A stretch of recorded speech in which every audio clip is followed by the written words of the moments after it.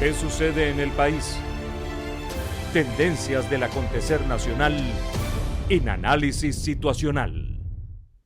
Hoy se celebraron elecciones en Ecuador para elegir al nuevo presidente de la República y a 137 diputados de la Asamblea Nacional. No está en juego solamente la sucesión del primer mandatario Rafael Correa, sino dos modelos antagónicos de economía y sociedad. Uno a favor de los sectores populares, representado por el candidato Lenín Moreno del partido de gobierno Alianza País, y otro abiertamente identificado con los intereses de la oligarquía ecuatoriana. Está en juego también la continuidad del ciclo de los gobiernos progresistas y populares en América Latina.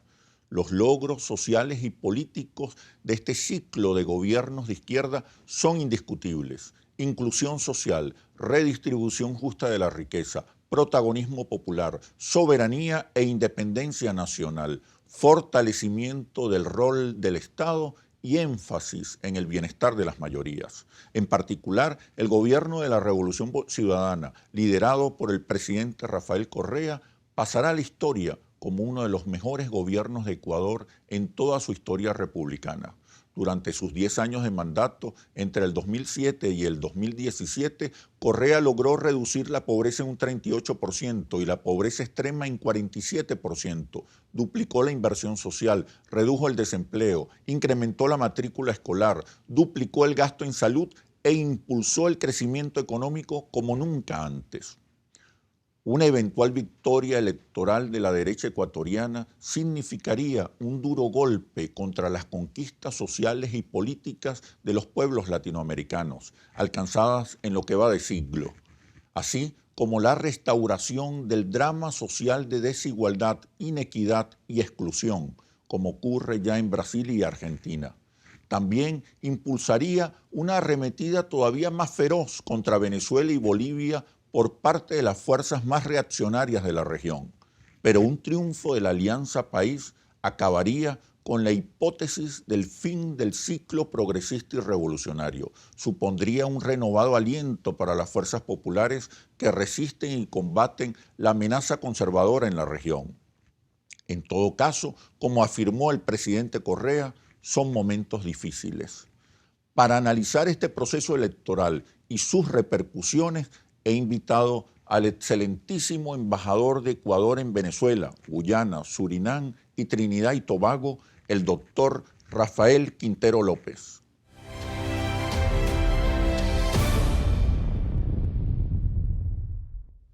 Bienvenido, embajador Quintero. Gracias. Muchas gracias, Tania. Quiero comenzar abordando el tema del liderazgo. ¿Cómo manejar el desafío de la sucesión después de fuertes liderazgos como Correa, Chávez, incluso aquí en Venezuela? Bueno, esa sucesión tiene institucionalizada cambios en el liderazgo. Liderazgos han sido fuertes porque no solamente se dan dentro del ámbito nacional, sino que las iniciativas han trascendido al ámbito internacional. Estamos viviendo efectivamente un cambio de época también en el tipo de liderazgos que tenemos. Y claro, todo esto surge en Venezuela.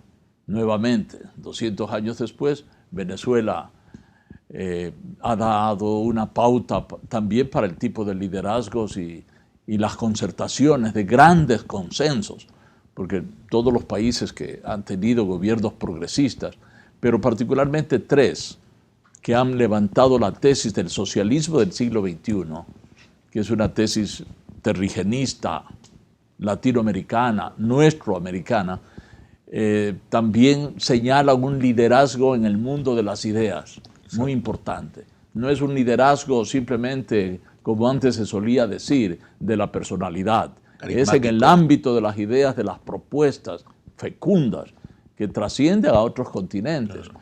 Y cada uno de estos mandatarios, Bolivia, Ecuador, Venezuela, han tenido una trascendencia e influido indudablemente a nivel internacional. Esas ideas son las que fortalecen los liderazgos. Sí, yo pienso que sí, es un liderazgo. Lenín Moreno, claro, y Nicolás entonces, Maduro. Y como hay un mecanismo institucionalizado de sucesión, porque la idea del socialismo del siglo XXI arranca con otro gran liderazgo truncado por el golpe de Estado en el 73 contra Allende. Exacto. Es Allende que señala la vía electoral, él decía la vía chilena, fue 4 veces candidato a la presidencia de la República, ganó en la cuarta por elecciones, con una considerable votación, 30%.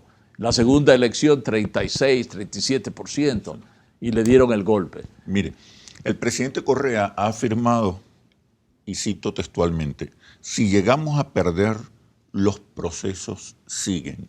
¿Qué significa eso? Pero la respuesta, por favor, cuando regresemos de los comerciales. ¿Cómo no? Ya venimos. ¿Qué sucede en el país? Tendencias del acontecer nacional en análisis situacional. ¿Qué sucede en el país? Tendencias del acontecer nacional en análisis situacional. Cuando el presidente Correa afirma que si llegamos a perder, los procesos siguen, ¿a qué se refiere? Yo creo que también lo plantea en el contexto de un avance de la restauración conservadora en América Latina, de triunfo electoral de algunas derechas, por ejemplo, en Argentina, o el asalto al poder en Brasil. Claro. Yo pienso que el presidente Correa percibe esta época de construcción de una nueva propuesta de cambio fecundo en el mediano y largo plazo. De tal manera que si hay retrocesos, que significaría una pérdida, que yo estoy seguro que no se va a dar, pero si hubiera esa pérdida, hay que pensar en lo que sucedió en Nicaragua. También en Nicaragua hubo un retroceso. Violeta Chamorro ganó con la fórmula de una gran alianza de todos contra el Frente Sandinista, pero luego se recuperó y Daniel Ortega ha ganado una última elección y continúa el proceso. Lo mismo sucedió en Chile. Golpe de Estado contra Allende, 17 años de Pinochet. Sin embargo, el proceso se reconstituyó. Entonces, estamos pensando no en un socialismo que se decreta, sino en un socialismo que debe durar muchas décadas para ser construido. ¿Qué es necesario para eso? Es necesario, la organización popular. Claro, es necesario, en primer lugar, un gran consenso. Y fíjese usted que el discurso que se está manejando en los 3 países, este triángulo caribeño, andino, pacífico, tropical que existe, Bolivia, Ecuador y Venezuela, en esos 3 países se está pensando justamente en la construcción de consensos interclasistas, con la participación activa de un empresariado, el Consejo de Economía en Venezuela, la Revolución Ciudadana con empresarios. ¿Cuál es el perfil obreros de ese empresario aliado de los procesos debe de tener cambio? un sentido de defender el país, la soberanía nacional, de tener soberanía alimentaria en un país, porque todo colonialismo o neocolonialismo destruye la agricultura de nuestros países, porque el colonizador quiere extraer y llevar lo que es útil a su metrópolis. Entonces nos deja con economías agrícolas en bancarrota. Entonces, indudablemente a esto se refiere el presidente Correa, teniendo naturalmente el criterio optimista que él siempre le dio como impronta a la política ecuatoriana. Hay un desplazamiento, ¿no? Los estudios Interlance en Venezuela, en la región, hablan de un desplazamiento de las mayorías hacia el centro político. En Venezuela particularmente no es un desplazamiento al centro, es la ocupación de un espacio de síntesis. Los chavistas están entendiendo que el Estado solo no puede y la oposición y los opositores están entendiendo que la empresa privada sola no debe. Los latinoamericanos, venezolanos, ecuatorianos, están demandando eficiencia, orden, resultados, gestión, más allá de las banderas ideológicas. ¿Qué lectura podemos hacer desde la izquierda de estos procesos de cambio, de estas nuevas demandas? No creo que sea un buscacentrismo político, no creo yo. Yo creo que los 3 procesos y otros progresistas en América Latina están buscando desde el inicio la eficiencia, la eficacia, los logros, resultados, pero hay naturalmente un enfrentamiento, porque la tesis del socialismo del siglo XXI que está en construcción es una fórmula para el debate vis a vis el neoliberalismo. Al neoliberalismo lo tenemos arrinconado. Si usted ve, son 8 candidaturas presidenciales las que hoy día compitieron en Ecuador. A la presidencia de la República, Parlamento Andino, Asamblea Nacional, con también una consulta popular. Y toda la izquierda moderna está consensuada en torno a la tesis del presidente Correa, Lenín Moreno, Jorge Glass. El resto son 2 partidos de derecha que están planteando la vuelta al neoliberalismo. Y el resto, que son, digamos, candidaturas más corporativas que nada y que no reúnen mucho consenso. Por ejemplo, las últimas 3, las que menos apoyo tienen, no reúnen el 3% de las preferencias electorales. De tal manera que no creo que haya un buscacentrismo, que eso sí hubo en el periodo del neoliberalismo, donde el pragmatismo reinaba. Ahora el pragmatismo no está reinando. Ahora se buscan soluciones que se sabe a quién. Dentro del modelo. Sí, dentro de un modelo de socialismo del siglo XXI que se está definiendo y que tiene la enorme ventaja de ser nuestro, creado en nuestra América, con cabeza propia. No estamos pensando en lecturas traídas de Europa. Okay. Ahora, en todo caso, hay nuevas demandas y nuevas expectativas. Los pueblos del 2017 no son los pueblos de principios del 2000. Hay nuevas demandas, nuevas expectativas. ¿Qué está haciendo la izquierda para renovar, para resintonizarse con esas nuevas expectativas? ¿Cómo está renovando las narrativas? Bueno, esto comenzó cuando Lula da Silva, Fidel Castro impulsaron la creación del Foro de Sao Paulo frente a la debacle del socialismo real europeo. Aquí salió un grito que era de lucha. No nos daremos por derrotados. Aquí podemos innovar, podemos crear alternativas propias y el resultado lo vivimos hoy día. De tal manera que eso indudablemente permitió grandes reformas en Cuba y las nuevas propuestas que surgieron con alianzas pluriclasistas en Brasil, Temer. No hay que olvidar que fue vicepresidente de Dilma Rousseff. De tal manera que ahí hay un empresario que se dio la vuelta, él, en una alianza que los brasileños sabrán juzgar sus bondades. Pero aquí estamos innovando permanentemente. Este es un elemento de el modelo económico que siempre ha sido pospuesto o subestimado por las izquierdas en América Latina. ¿Cuál es el modelo económico que se vislumbra como modelo del socialismo del siglo XXI después de las experiencias de los gobiernos progresistas? Uno de los elementos de gran innovación es la aceptación de diversidad de tipos de propiedad. En los países andinos, donde tenemos una comunidad antigua todavía persistente, no hay que olvidar que el 80% de la población boliviana, al momento de su independencia de España, vivía inserta en comunidades antiguas, el 80%. En el Ecuador el 30%, porque esos países tuvieron estados antiguos, incásicos, aymara, inca, quechua, bastante poderosos. ¿Sí? En el caso de Venezuela no tuvieron estados antiguos centralizados con una articulación estatal en todo el territorio. Y entonces no se da esa inserción en las comunidades. Pero aquí también existen comunidades y existe respeto a las comunidades.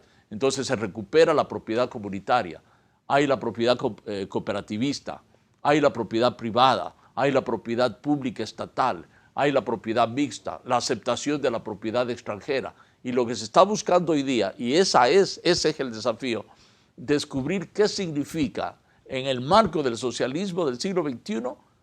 La gran invención es qué es la propiedad social latinoamericana. ¿Cómo gestionar? ¿Cómo gestionar? Y en eso hay propuestas. Claro. Hay propuestas en todos los países. Hay amenazas concretas. Hay un desgaste de los gobiernos progresistas, la caída de los precios de las materias primas, la guerra económica, la guerra mediática. todo eso contribuye a un debilitamiento, incluso a un retroceso de las fuerzas populares, mientras la derecha se está renovando, incluso está proponiendo o está brindando la posibilidad a los electores de que ellos lo pueden hacer mejor. Están concentrando casi su oferta en la gestión. ¿Cómo la izquierda puede responder a esas amenazas? Pero la respuesta cuando regresemos de los comerciales. Ya, perfecto. Ya venimos. ¿Qué sucede en el país? Tendencias del acontecer nacional en análisis situacional. ¿Qué sucede en el país? Tendencias del acontecer nacional en análisis situacional. La caída en los precios de las materias primas que afecta el desempeño económico de los gobiernos, el desgaste propio de una gestión de gobierno, pero también la guerra económica, la guerra mediática, el descontento. ¿Cuáles son los retos de la izquierda para recuperar, mantener, ampliar los consensos y el respaldo de las mayorías?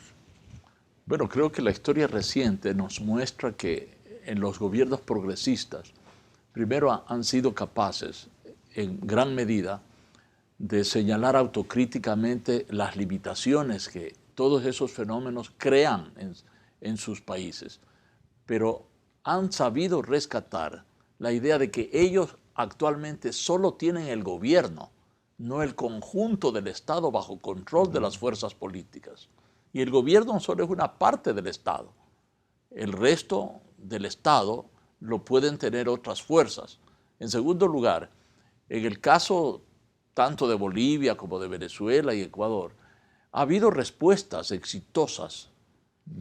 No se olvide que, por ejemplo, de lo que supimos aquí en Venezuela, al inicio del año pasado se anunció la caída del gobierno a medio año.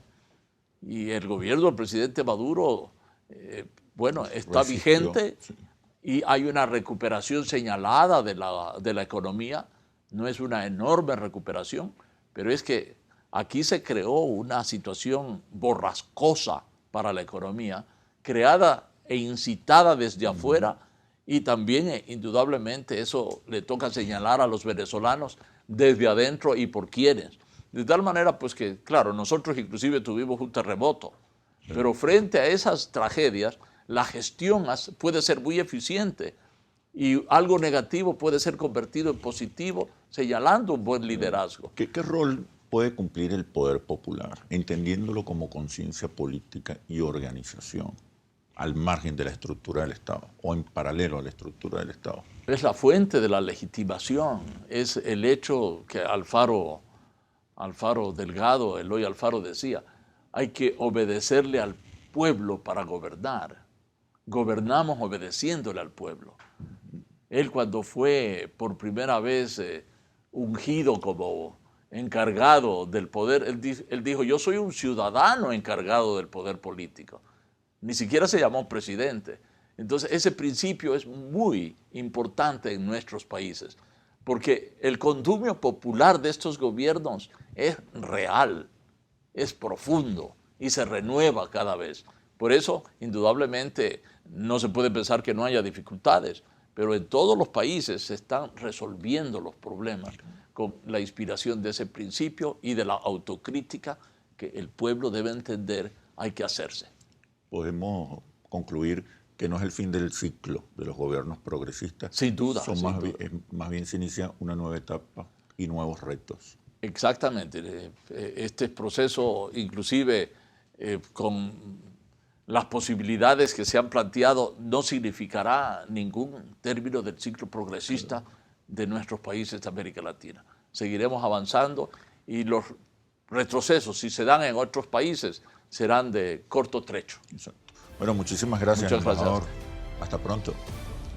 Y ahora, las conclusiones. Independientemente de las victorias o derrotas electorales de las fuerzas progresistas y populares en América Latina, el proceso de cambios iniciado con el triunfo electoral del comandante Chávez en el año 1998 es irreversible. Hoy en nuestros países ha surgido una significativa conciencia social y política Avanzan y se fortalecen las organizaciones populares y se consolidan amplios consensos alrededor del modelo de inclusión social e independencia nacional. Es crucial continuar ocupando espacios de gobierno mediante la construcción de sólidas mayorías electorales, pero también es necesario conquistar otros espacios de poder en búsqueda de una hegemonía permanente. Así culmina este análisis situacional. Los invito a seguirnos por nuestras redes sociales @interlaces y @asituacional o visite nuestro portal interlaces.com. Soy Oscar Chemmel y los espero en un próximo análisis situacional. Hasta pronto.